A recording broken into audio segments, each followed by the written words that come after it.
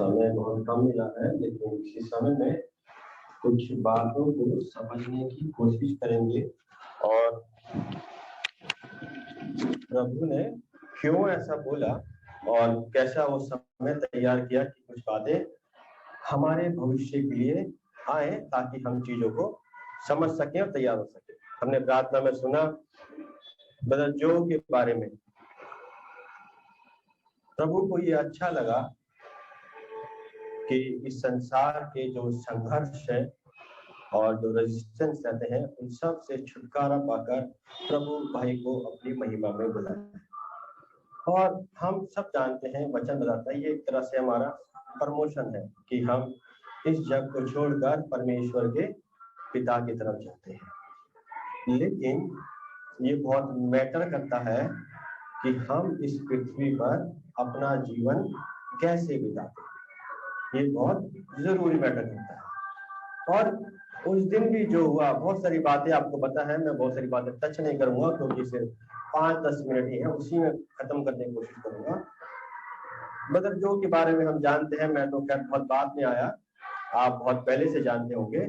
जब भी आप कोई जवान लोग या कोई मिले होंगे तो उनके मुंह से हमेशा मोटिवेशन निकलता होगा, मतलब लोगों को उत्साह करना है। उनके मैसेज भी अगर आपने सुने होंगे तो उनमें जो उसका जो मैसेज का जो थीम रहा होगा पूरा यही था कि हम कैसे उत्साह को पाएं, पहली बात। दूसरी बात, हम दूसरों को उत्साह कैसे दें।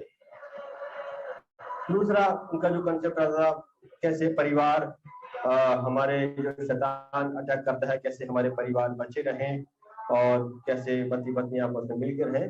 अगर अब देखो, मतलब सारे मैसेज का यही आसपास होगा। और प्रभु के अनुग्रह से उन्होंने रेवलेशन पूरा प्रकाशित वाक्य हमारे बीच में रहकर खत्म किया, जहाँ बहुत सारी ऐसी बातें थी जो हमको नहीं पता थी, वो हमको पता लगी। ये उनके जीवन की बात है, लेकिन मैं आपसे सिर्फ वो एक दिन की बात को मैं बताना चाहूंगा जो एक सबक है हमारे लिए भी, हमारे आने वाले भविष्य के लिए। जिस दिन इससे एक दिन पहले की बात है, सब ठीक था तो मुझे लग नहीं आता कि ऐसा कुछ होगा, लेकिन जिस दिन भाई को प्रभु ने अपनी महिमा में बुलाया तो सुबह 6:30 बजे का टाइम था और मुझे पूना जाना था। तो भाई का फोन मेरे पास आया, ऐसा ऐसा हो गया। तो मैंने बोला ठीक है भाई, जाते हैं। अगर सपोज फोन आधा घंटा बाद भी आता तो मैं शायद उस दिन वहां नहीं होता। कहते हैं जब हम अपने जीवन में पलट कर देखते हैं तो हम हमेशा पाते हैं कि हमारे जीवन का हर एक क्षण ऐसा लगता है वेल प्लान्ड हो। प्रभु ने बहुत अच्छी तरीके से हमारे जीवन के हर एक पल को प्लान किया हो। 6:30 बजे का टाइम था, ऐसा मैसेज आया, हम गए। जब वहां गए तो परिस्थितियां बिल्कुल विपरीत थी, क्योंकि जो बॉडी थी वो बॉडी का जब टेस्ट कराया गया तो बॉडी जो थी उस वक्त कोविड पॉजिटिव निकली। अब वो कितना सही था कितना गलत था वो हमको तो नहीं पता, लेकिन हमारे पास तो जो डॉक्यूमेंट बोलता है उसी पे भरोसा करते हैं। तो कोविड पॉजिटिव उसमें निकली। बहुत सारी अड़चने आई क्योंकि उस वक्त कोविड था कि मिलना है नहीं मिलना है, क्या होना है क्या नहीं होना, इतने सारी बातें। लेकिन मैं आपको एक चीज जरूर बताना चाहूंगा, प्रभु जब अपना काम करता है तो वो उसको पूरा भी करता है, जो उसने बोला है वो उसको पूरा भी करता है। और उस दिन ऐसा ही हुआ। जब चीजें बिल्कुल हताश थी तो ये इवन भाई के कुछ इन-लॉज भी आए हुए थे, सिस्टर भी थे, तो बोले ठीक है काम करते हैं, उनको ले जाने दीजिए नगर पालिका का, क्या कि उस वक्त ऐसा था कि बॉडी हैंड ओवर नहीं करेंगे, ये नहीं करेंगे, तो ठीक है ले जाने दो। तो मेरे को तो खैर उस वक्त मैं अकेला ही था और कुछ सिस्टर्स थी, बाकी जो लोग आए बाद में आए। तो डिसीजन में वो कुछ पड़ोसी भी थे, वहाँ का एक लड़का है पड़ोसी, उसके फादर थे।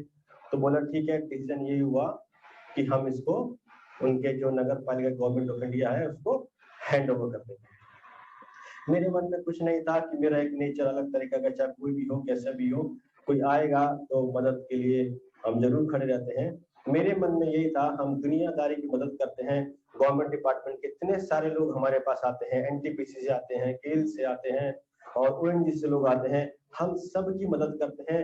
कौन हमारी मदद नहीं करेगा, जो भी बंदा आएगा मैं उससे बात करूंगा। बस इतना मेरे मन में था, बाकी कुछ नहीं था। किसी को भी आना दो, I will talk to him, मैं उससे बात करूंगा कि जब हम दुनिया की मदद करते हैं कोई हमारी मदद कोई क्यों नहीं करेगा। लेकिन आपको बता दूं इसकी जरूरत नहीं। डॉक्टर से बात किया, जो मुझे बोलना था मैं बोल दिया उसको, जो भी मुझे दिखा दिया। फाइनल डिसीजन ये हुआ कि ठीक है अब आप इसको ले जा सकते हैं, लेकिन इसकी एक सिस्टम है, गाइडलाइंस है, इसको प्रॉपर फॉलो करके उसकी रिस्पॉन्सिबिलिटी मैंने ली। आप चिंता मत कीजिए, जो भी होगा मैं उसकी रिस्पॉन्सिबिलिटी लेता हूँ। लेटर हेड हमारे पास इत्तेफाक से 3 लेटर थे, मेरे पास ही पड़े थे, उनको टाइप करना है, देना है, डॉक्यूमेंटेशन का काम पूरा करके वो चीजें कंप्लीट होने के बाद जब ये चीजें बॉडी को उन्होंने कवर में डाला, तो मैं भाई से पूछा, भाई इसको कैसे दफनाएंगे, कि बॉक्स हमारे पास नहीं था, तब तक कोई प्लानिंग भी नहीं हुई। तो कहते हैं ना, जब प्रभु काम करता है तो किसी से भी करवा सकता है।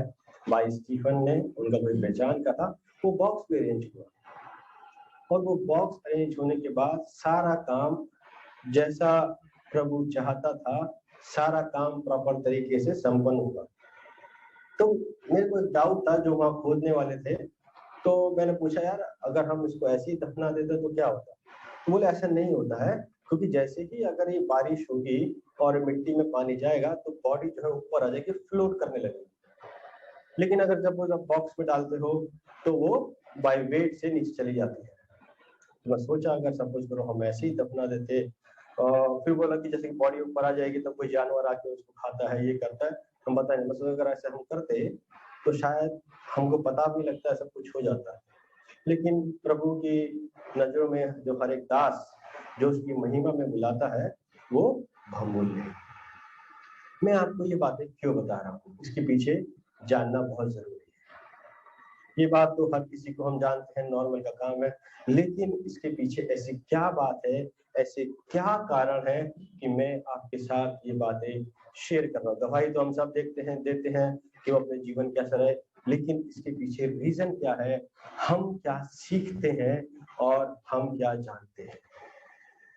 जब तक हम इस पृथ्वी पर जीवित हैं, आप लिख के लीजिए इस बात को, मन में बिठा लीजिए, अगर हम प्रभु का बोझ उठाते हैं, अगर हम प्रभु का बोझ पूरी ईमानदारी के साथ हम उठाते हैं, तो मैं इस पवित्र मन से बोलता हूँ, प्रभु आखिर तक आपके साथ रहेगा। ये मैं अपनी तरफ से नहीं बोल रहा हूँ, ये वचन बोलता है। व्यवस्था विवरण देखिए, मैं पहले इसको समझता था ये सब कहानी किताबें हैं, सब ऐसे ही है, मतलब जो समय ने बोला वो हो गया। व्यवस्था विवरण 34 अध्याय 1 वचन पढ़ के बता दूं कि हम इससे सीखते क्या है। देखिए व्यवस्था विवरण 34:5 है, व्यवस्था विवरण 34 अध्याय 5 पद, डिटरनॉमी चैप्टर 34 वर्स 5। तब यहोवा के कहने के अनुसार उसका दास मूसा वहां मोआब देश में मर गया, और उसने, ये उसने कौन है, यहाँ पे जो उसने है वो यहोवा है, उसे मोआब देश में बेतपोर के सामने एक तराई में मिट्टी दी। किसने मिट्टी दी? यहोवा ने उसको मिट्टी दी। दुनिया बोलती है कि प्रभु ने उसको मिट्टी दी ताकि वो उसकी कब्र ना बने, उसकी पूजा ना करे। मैं इसको अलग एंगल से देखता हूँ। प्रभु का बहुत नीच दास था। मैं हमेशा समझता था सबसे दुनिया पे अगर पृथ्वी पर अगर कोई खुश नसीब आदमी रहा होगा तो मूसा रहा होगा, जिसको यहोवा ने मिट्टी दी। लेकिन आप इसके डेप्थ में पढ़िए, इसकी गहराई में जाइए और इसकी एनालिसिस कीजिए। इसके पीछे उसका बलिदान था, उसका सैक्रिफाइस था प्रभु के प्रति, इजराइल के प्रति। वो क्या था? बड़ा आज्ञाकारी था, ईमानदार था, ऑनेस्ट था और आज्ञाकारी था। अगर हम ऐसा जीवन जीते हैं, मैं उस दिन के अनुभव से आपको बता रहा हूँ, इस मन से, प्रभु आपके अंत तक आपके साथ रहेगा। अगर हम अपने भविष्य को देख सकते हैं, अगर हम भविष्य देखना जानते हैं, तो भविष्य को देखकर हम अपने वर्तमान को ठीक कर लें, इसी को ही समझदारी कहते हैं। और इसको पवित्र शास्त्र बहुत क्लैरिटी के साथ, कहीं कोई डाउट नहीं है, सबोपदेशक में बोलता है। सबोपदेशक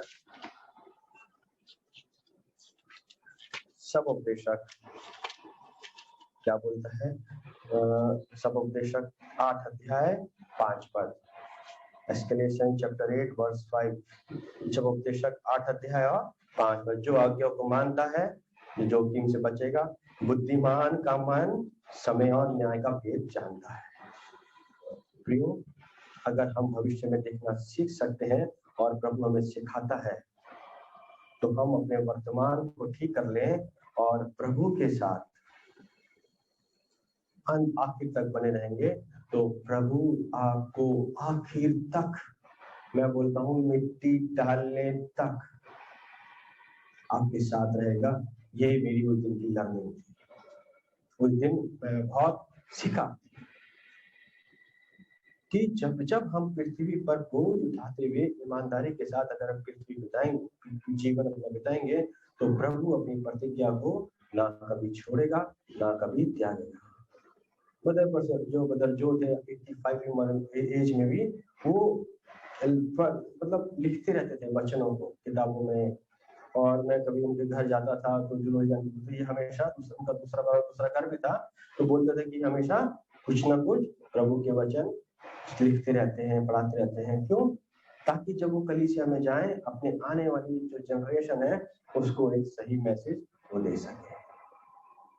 यही उनका मोटो था और यही वो चाहते थे कि आने वाली जनरेशन के अंदर हमारे अच्छे योद्धा, एक अच्छे लीडर्स तैयार हो सके, अच्छे परिवार हमारे अंदर तैयार हो सके। अगर आप सुनते होंगे तो यही उनके वचन था कि हम अपने जवानों को कैसे मोटिवेट करें, हम अपने कलीसिया के विश्वासियों को कैसे हम उनको उत्साह करें, कैसे हम उनको प्रोत्साहन दें, ताकि वो विश्वास में घटे नहीं पर हमेशा बढ़े।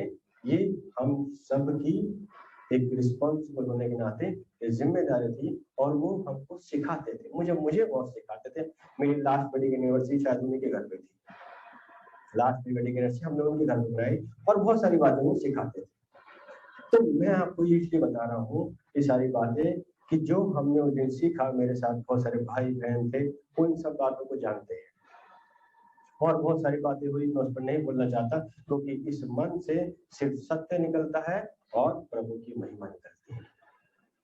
प्रभु के साथ हम बोझ के साथ अगर जीवन जिएंगे तो वो हमारे बुढ़ापे में भी रक्षा करेगा। जब एक बार मैं जवानों को यूथ मीटिंग में समझा रहा था, मनुष्य की साइकिल, लाइफ साइकिल जो है, उसमें सबसे ज्यादा जो क्रिटिकल जो साइकिल होती है वो उसकी ओल्ड एज वाली साइकिल होती है, क्योंकि ना उसके बाद उस वक्त एफिशिएंसी रहती है, ना वो कुछ कर सकता है। बच्चे अच्छे निकले तो करेंगे, नहीं निकले तो नहीं करेंगे। लेकिन यशाया 46:4 क्या बोलता है कि मैं तेरी बुढ़ापे में भी तेरी रक्षा करूंगा और तुझे संभाले रहूंगा। 46:4 यशाया 46:4, तुम्हारे बुढ़ापे में वैसा ही बना रहूंगा और तुम्हारे बाल पकने समय तक तुम्हें उठाए रहूंगा। मैं तुम्हें बनाऊंगा और तुम्हारे फिरता रहूंगा और तुम्हें उठाए रहूंगा, तुम्हें छुड़ाता भी रहूंगा। ये प्रॉमिस है, लेकिन इसके पीछे कंडीशंस भी है। अगर हम प्रभु के साथ जीवन नहीं बिताते, आप लिख लीजिएगा, ये वार्निंग है, ये चेतावनियां है सारी, और ये जीवन में काम करती है। ये कोई हाइपोथेटिकल बातें बिल्कुल नहीं, बिल्कुल प्रैक्टिकल बातें हैं। इनको जांच परख कर मैं आपके सामने बोल रहा हूँ। प्रभु के साथ जीवन नहीं बिताते हैं, संसार के साथ जीवन बिताते हैं, आप कितना भी जोर लगा लो, प्रभु नहीं आएगा। आप चाहे इस बात को आज समझ लो, कल समझ लो, यही सत्य है और यहाँ से सिर्फ सत्य निकलता है। ये बातें मैं आपको बताना चाह रहा था कि हम सीखें, हम जानें, हम समझें और सबसे बड़ी बात हम देखें, ताकि आने वाले जो दिन है, हो सकता है जितने कंफर्टेबल जोन में आज हम हो, आने वाले दिनों में उतने कंफर्टेबल जोन में हम ना रहे, क्योंकि आपको शायद पता है, नहीं पता है, चीजें कितनी स्क्वीज होती जा रही है। ग्रोथ की बात छोड़ो, आने वाले समय में सर्वाइवल मुश्किल हो जाएगा। लेकिन इस दौर से गुजर कर बोझ उठाना सीख लिया तो परिस्थितियां चाहे कैसी भी होने दो, प्रभु आपके साथ आपके आखिरी सांस तक, और अगर मैं बोलूं आपके मिट्टी में दफनाने तक हमेशा आपके साथ रहेगा। पहली बात। दूसरी बात, अगर आपने देखा होगा कि 10 अक्टूबर को जैसे मैंने अनाउंसमेंट किया था 17 अक्टूबर से लव फीस्ट रहेगा, बदल जोगा, लेकिन 17 अक्टूबर को मेरा फिक्स नहीं था कि मैं 90% फिक्स था मैं नहीं आऊंगा। और अगर आपने अनाउंसमेंट सुना होगा तो मैं उसमें वो अनाउंसमेंट करना भी नहीं चाहता था कि बदल जोग के बारे में उनका लव फीस्ट है। भाई ने इमीडिएट बोला खाना भी है, तो भाई ने बोला तो मैंने बोल दिया कि खाना है। तो मन में ये था कि ठीक है, जब कभी मुझे मौका मिलेगा वचन में कभी मैं बीच में से कुछ ना कुछ बता दूंगा। मुझे आज तक नहीं पता है, ना मैंने पूछा, ना ऐसे डिस्कशन हुआ, लास्ट संडे लव फीस्ट क्यों कैंसिल हुआ मुझे नहीं पता है। मुझे इतना पता है कि जब प्रभु अपना काम करता है, यही मैंने सीखा है, यही मैं बता रहा हूँ कि जब प्रभु को अपना काम करना होता है तो वो रास्ते भी खुद ही बनाता है। रास्तों की परवाह हमको नहीं करता, जब उसको अपना काम करना होता है तो वो रास्ते भी खुद बनाता है। और जब वो अपना काम करना चाहता है या अपना काम करवाता है तो गधे भी बोल उठते हैं। नंबर्स चैप्टर 22 पढ़ लीजिएगा घर जाके। प्रभु की सेवा मैन डिपेंडेंट नहीं है, ये गॉड डिपेंडेंट है। वो कहीं से भी कोई भी आदमी, कोई भी आके आपके लिए मदद के लिए कहीं से भी कोई भी आके खड़ा हो जाए। क्यों? क्योंकि वो किसी को भी खड़ा कर देगा, कहीं से भी आ जाएगा। आपको पता, आपको कहते हैं जिससे एक्सपेक्ट करते हैं वो नहीं आएगा, जिससे एक्सपेक्ट नहीं करते वो आके खड़ा हो जाए। इसलिए मैं आपको बता रहा हूँ इस बात की आप बिल्कुल चिंता मत करो कि क्या होगा, वर्तमान की चिंता करो कि मैं कैसा हूँ। वर्तमान की चिंता की तो भविष्य की चिंता प्रभु अपने आप कर लेगा। प्रभु हमारी मदद करे हमारी आखिरी सांस तक, जब तक हम इस पृथ्वी पर जीवित हैं हम उसके अनुसार जीवन बिताएं। और ये बात सत्य है, जो रेजिस्टेंस पावर जो होती है हम डेवलप नहीं कर सकते जब तक हम इसको ना पढ़ें। और जब जब हम इसको पढ़ते हैं, ये भी सत्य है, प्रभु हमको अपने भेद प्रकट करता है। हमने बहुत अच्छे से पढ़ लिया। ये वचन जितने क्लियर हैं, जितने ट्रांसपेरेंट हैं, दुनिया में कुछ भी ऐसा नहीं।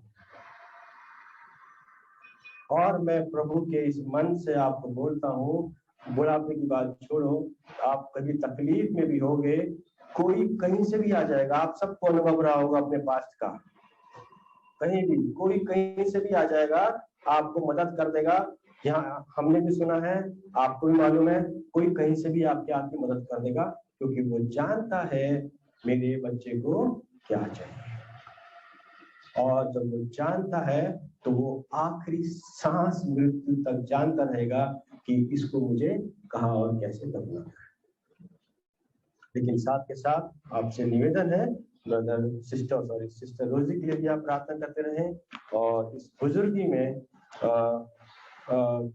जो है प्रभु सिस्टर की रक्षा करे, सामर्थ्य दे। मीटिंग्स में सिस्टर रहती है, मीटिंग्स के साथ प्रभु सिस्टर को सामर्थ्य दे ताकि वो बल पा सके और प्रभु ऐसे बुढ़ापे में वचन के अनुसार सिस्टर की रक्षा करे। कुछ खास बदलाव नहीं है, जैसे सभाएं होती हैं वैसे ही होगी। मैं अभी देखा कि जैसे हमारी मीटिंग खत्म होगी, मीटिंग के बाद 3 से 4 बजे बहनों की सभा होगी और ये सभा ऑनलाइन ही रहेगी। तो आप सबसे निवेदन है कि आप जरूर उपस्थित हो। बाकी सभाएं जैसे होती है वैसे ही होगी। मंगलवार को बहनों की सभा सुबह 11:30 बजे, सोमवार को बहनों की सभा सुबह 11:30 बजे, मंगलवार को कलीसिया की प्रार्थना शाम को 7 बजे, बुधवार को उपवास की प्रार्थना सुबह 11 बजे, बाइबल अध्ययन गुरुवार को शाम को 7 बजे, शुक्रवार को बहनों की सभा से होती है 6:30 बजे, और हम 10 बजे प्रार्थना के लिए इकट्ठा होंगे। ये सारी सभाएं जो है ऑनलाइन के थ्रू ही होंगी। प्रभु की इच्छा रही और उसका आना ठहरता है तो प्रभु ने चाहा तो आने वाले रविवार को हम लोग 9:30 बजे ऐसे ही चर्च में भी और ऑनलाइन भी इकट्ठा होते रहेंगे, और इसको हम कंटिन्यू करेंगे। क्योंकि जैसे ही अनाउंसमेंट हुआ 10 तारीख को कि चर्च में शुरू हो रहा है तो ऑनलाइन बंद हो जाएगा, तो ये ऑनलाइन जो सभा है मैं आपको बता देता हूँ, जब तक लोग जुड़ते हैं, दूर दूर से जुड़ते हैं हमारे पास, बहुत सारे फोन मेरे पास आए, ब्रदर ये बंद हो जाएगा क्या? मैंने कहा अभी बंद नहीं होगा, आप चिंता मत कीजिए। एक आत्मा को भी अगर लगेगा ऑनलाइन सेवा चाहिए तभी भी इसको हम चलाएंगे। ये कोई रॉकेट साइंस नहीं है, सिर्फ बटन ही दबाना है। अगर बटन दबाने से किसी को जीवन, किसी को वचन मिलता है और वो आत्मिक तृप्ति पाता है तो हमको बटन दबाने में कोई फर्क नहीं पड़ता। तो ऐसी ही सभाएं चलेंगी, और बाकी सब सभाओं के लिए आप प्रार्थना करते रहें, अपनी जगह के लिए आप प्रार्थना करते रहें, और बुजुर्गों के लिए प्रार्थना करते रहे। हमारी कलीसिया में और भी बहुत सारे बुजुर्ग हैं, मेरे से बेहतर आप उन सबके नाम जानते हैं, उन सब के लिए आप प्रार्थना करते रहे। जो बीमार है उनके लिए आप प्रार्थना करते रहे। भाई ने भी मुझे बताया कि आने वाले जो नवंबर में 7 तारीख को वो बीजापुर जा रहे हैं। बीजापुर में जैसे हम प्रार्थना कर रहे थे, बीजापुर में भी मेज लगनी है, तो 6 तारीख को निकलेंगे, 7 तारीख को वहां पहुंचेंगे। तो इस बात के लिए भी आप जरूर आप प्रार्थना करते रहें कि बीजापुर में जो मेज लगाने की जो सेवा है वो शुरू हो सके, और वहां पे प्रभु अपने जो दासों को खड़ा करना है उनको अभिषेक करके खड़ा करे, उनको अनॉइंट करे और उनको फिर खड़ा करे, ताकि जब प्रभु खड़ा करता है तो आशीषें अपना पाती है। और उसी दिन 7 तारीख को प्रभु ने चाहा तो पहला संडे भी रहेगा, यूथ मीटिंग भी रहेगा, और हमारे बीच में भाई यशवंत जो सांगली में सेवा करते हैं वो भी हमारे बीच में आएंगे।